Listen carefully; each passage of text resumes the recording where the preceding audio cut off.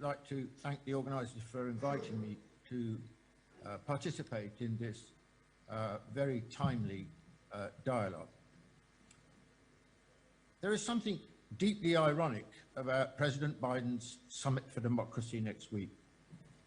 Convened by the United States in order to promote the case for Western-style democracy, it takes place at a time when democracy in the United States itself has never been weaker or more under threat, certainly not since the Civil War. It is almost as if the insurrection at Capitol Hill earlier this year had never taken place, that it was just a bad dream. There are two profound problems in the West's concept of democracy. The first is the lack of any serious historical context. And the second is the failure to understand and respect cultural difference. First, the historical context.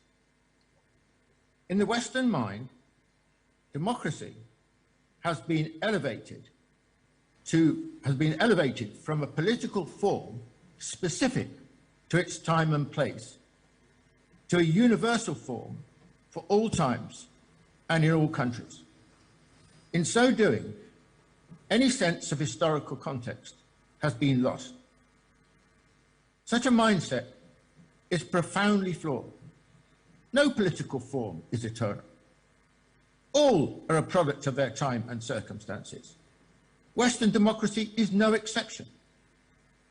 Its future, even in the West itself, is neither certain nor guaranteed.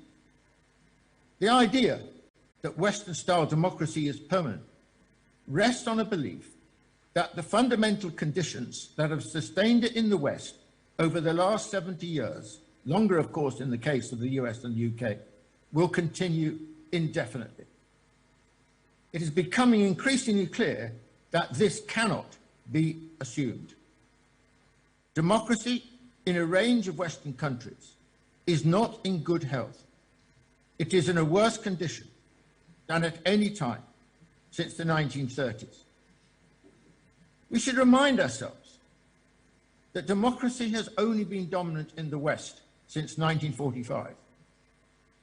During the interwar period, 1918 to 1939, democracy was confined, at least in Europe, to a very small number of countries.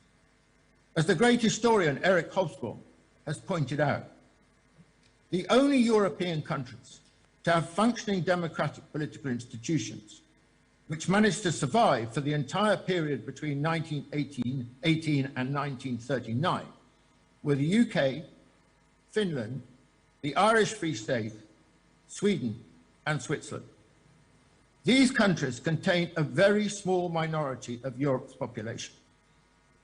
The great majority lived under various forms of dictatorship for part, most, or all of that period.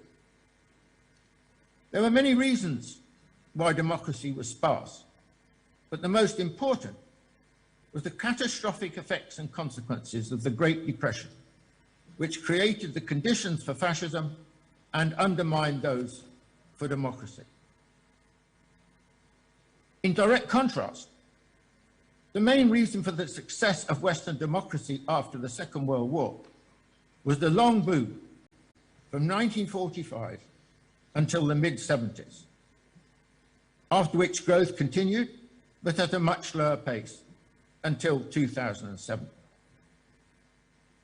The financial crisis in 2008 marked a major turning point. It led to growing disillusion in the governing elites and institutions in many Western countries, including the US, UK, Italy, France, and Greece. The most dramatic example was the United States. With the rise of Trump, growing divisions, polarization, the rise of populism and nationalism, and hostility towards established elites. The Bennett Institute for Public Policy in Cambridge has recorded a growing crisis of democracy in the Anglo-Saxon countries, with those dissatisfied with the performance of democracy doubling since 1995. As the Western economies continue their relative decline, as they certainly will, it seems highly likely that such dissatisfaction will continue to grow. Even the future of US democracy, long the bastion of Western democracy, is now far from certain. The US has been on the rise for virtually its whole existence, an extraordinary fact. This has given its governing system great prestige and authority. But what happens when the opposite is the case? When the US finds itself in an unending process of relative decline? Because that is what the future holds. Will American democracy survive in far less inclement circumstances? The early signs are not too encouraging. Let me put this point in a different way. Ultimately, whatever the form of governance, it has to deliver on behalf of its people. This is the bottom line. If it can't deliver, then sooner or later it will be replaced. This is the crucial problem now faced by Western democracies. Increasingly, they have been unable to deliver. Whatever the fancy talk about democracy, the acid test is the ability to deliver, to enhance the living standards and lives of the people. This is exactly where the Western democracies are now failing, and China, in stark contrast, is delivering. The Chinese governing system has proved much superior in delivering results over the last 40 years than the Western-style democratic system. This brings me to my second general point, cultural difference. The West has always regarded its model of governance to be universally applicable, wherever the country might be and whatever its history and culture. One size fits all. The classic example was the invasion of Iraq in 2003. The imposition of an entirely alien form of governance on a country that culturally and historically was profoundly different. But this abortive mission was no accident or isolated incident. The same basic philosophy had informed the colonial empires of Britain, France, the Netherlands, and other European powers in the 19th century and earlier. The European powers sought to impose their will, their religion, their customs, and their fiat in whatever territory they could seize, including China, all in the name of civilizing the uncivilized. Invasion and intervention in the name of democracy is but the latest example. If a state has, in the US's view, an illegitimate form of governance, then it believes it has the right to intervene in order to impose its own version of democracy.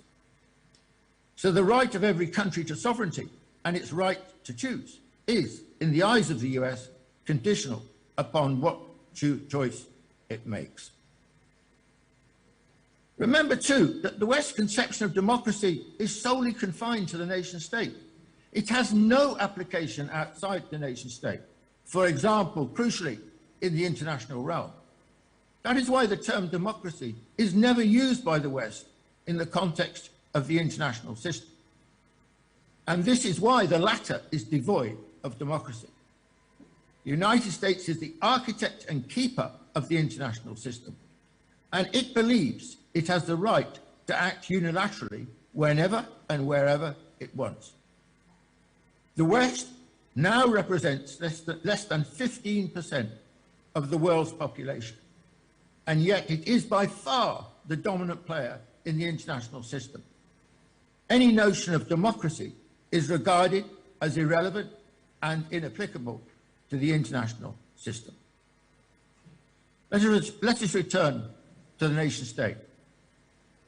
Far from the monolithic approach favoured by the West, where countries are expected to conform to the Western norm of governance, in the reality, of course, the world embraces a huge variety of different histories, cultures, and forms of governance. The failure to recognize and respect this has inflicted huge damage on many countries. Take China. As Francis Fukuyama has rightly argued, the governing system in China has been characterized by an extraordinary continuity over a period of 2 millennia, far greater than that in any other country. This is one of the reasons why Chinese governance is so remarkable and so effective. It has very deep roots, far deeper than those of any Western system of governance. Successful governance is not about transplanting an abstract set of rules and procedures from one country and applying it to an entirely different environment and set of circumstances somewhere else. Democracy means respecting the culture and traditions of a country, allowing governance to grow and flower in its own indigenous conditions. Thank you very much.